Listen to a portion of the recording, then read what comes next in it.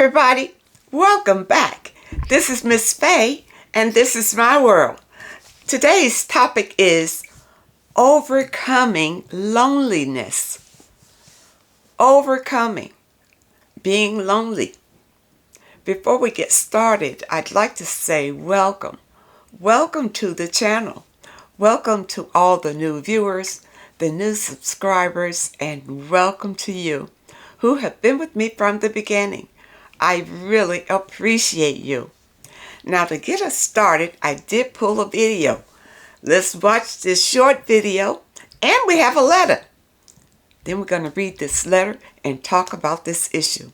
Okay? Overcoming loneliness. Here we go.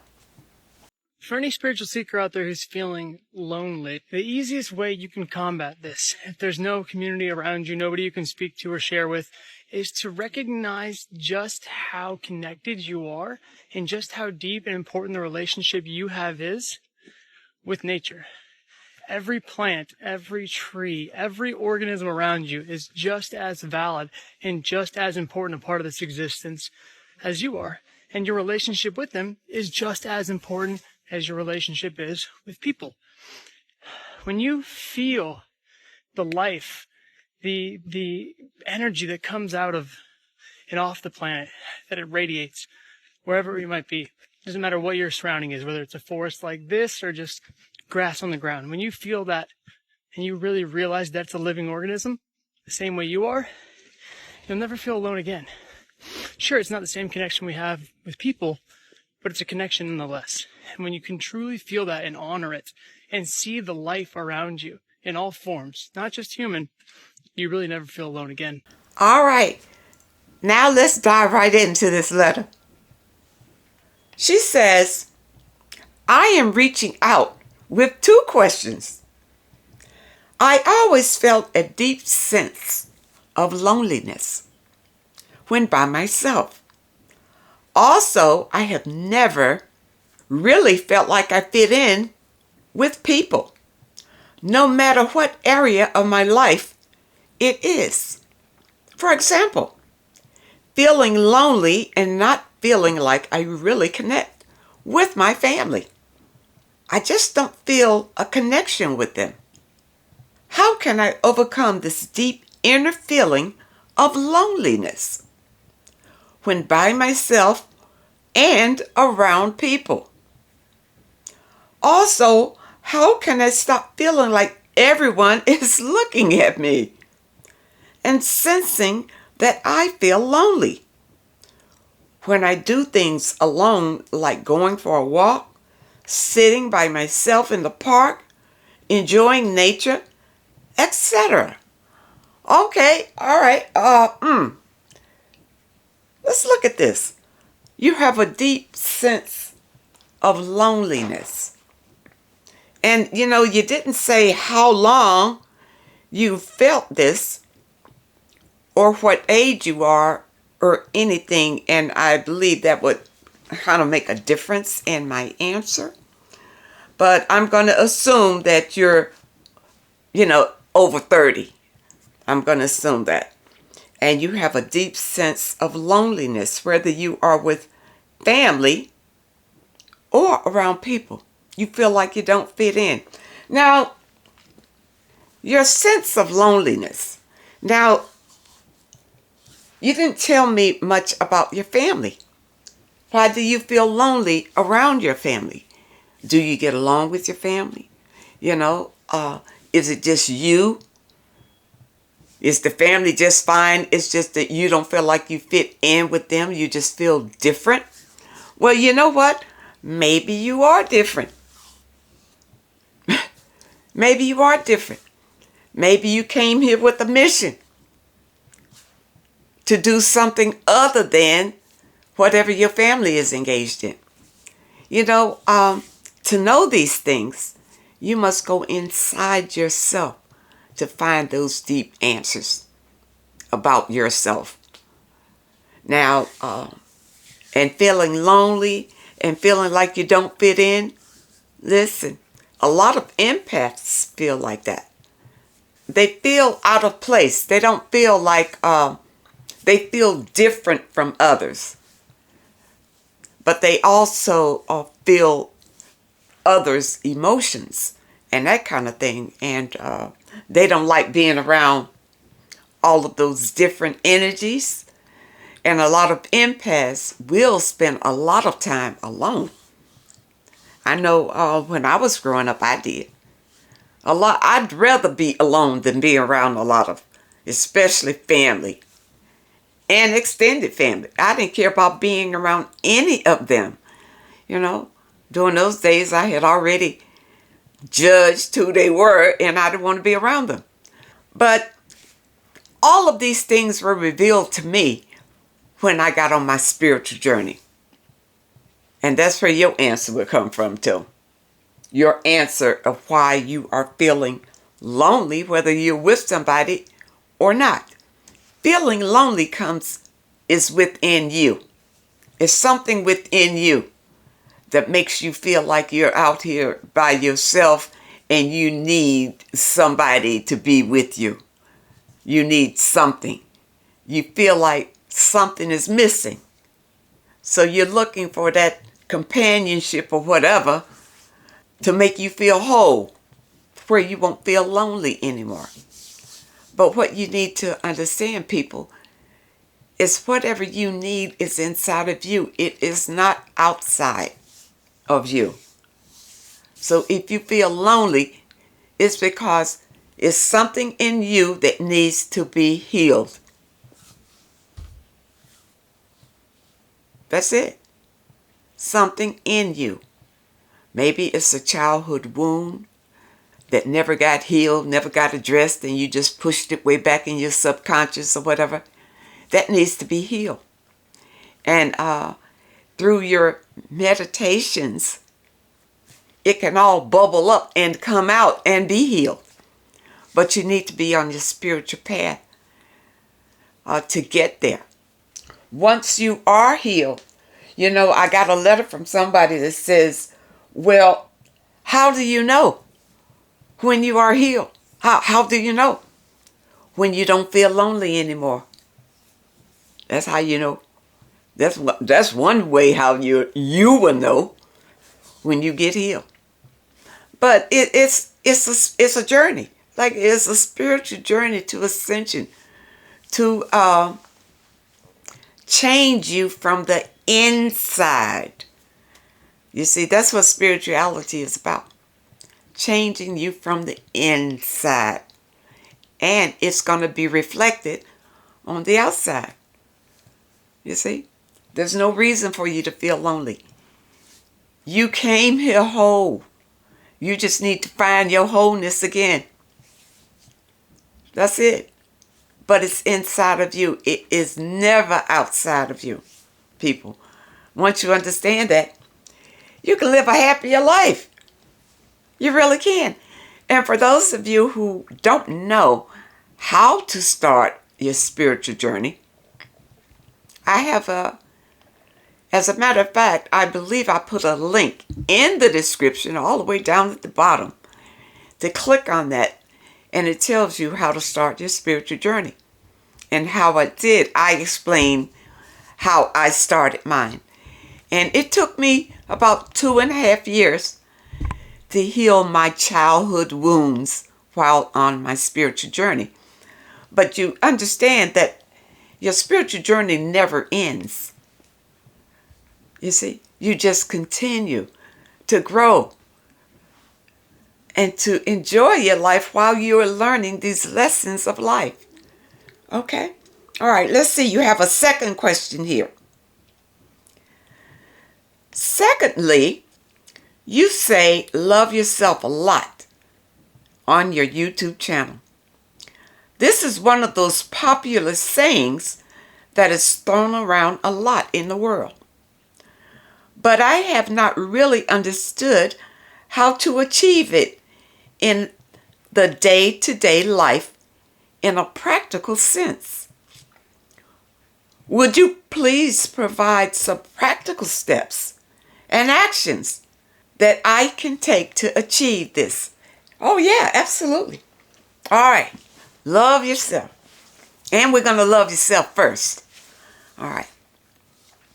Number one, you want to pamper yourself.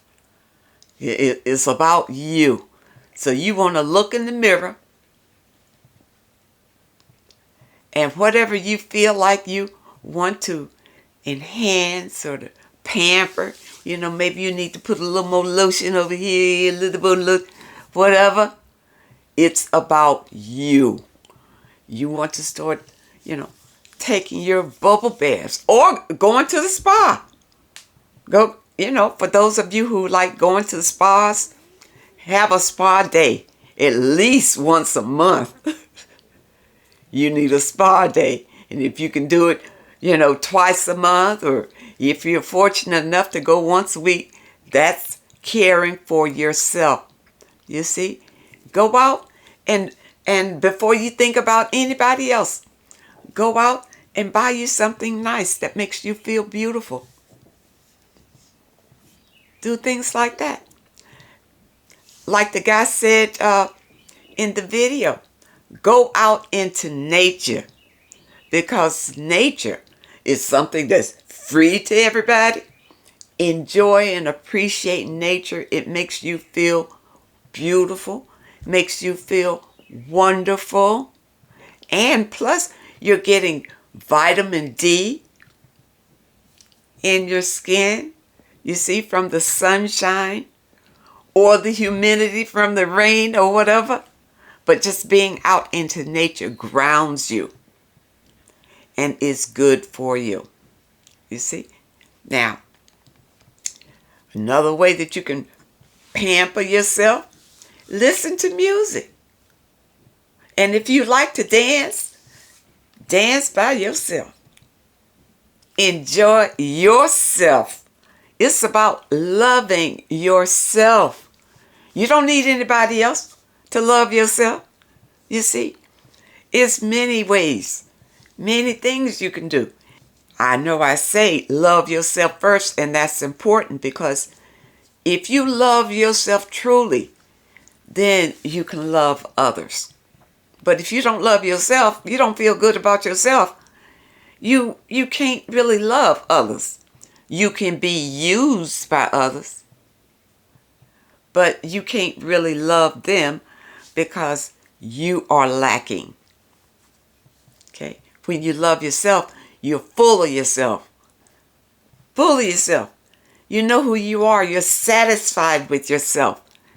And nothing that anybody else can come and judge about you is going to affect you, because you are confident and you know yourself. Okay? I hope that I answered that for you in a way that you can understand, and a way that you can appreciate yourself. All right? And don't forget to eat the right things that you put into your body. You want to pamper your body. This is one body that you're going to have in this life. Pamper it. Okay? Things like that. That's loving yourself. Now, we did have another short letter, and I did want to address it here. And she says, and this is about the Bible. She says, so what's the difference between the God in the universe and the God of the Bible? Okay, I'm going to just cram this right in here.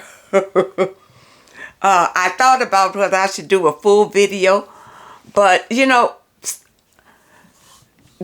sometimes people are not ready for certain information. They're not ready to receive it. So I thought that I would just put it on the tail end of this video, my thoughts about the God of the universe, the God of the Bible. All right. First of all, I have a thorough biblical background. I was practically raised in the church, hearing scripture. My dad's a bishop, hearing scripture all the time, okay? And the explanation that is given about the scriptures. All right. And in most, especially the Christian religion, you know, the message that they give is not much different. It may be given in a different fashion, but it's not much different. And the message is that the God of the Bible is a male energy that has his eyes on you. The God of the Bible has his eye on you. You know, he's like Santa Claus. He know when you sleeping and he know when you awake. Okay, that kind of thing. Well, all right, I've always had a problem with that. I've always had a problem with the whole persona of the God in the Bible. So I just say I don't follow the Bible. All right?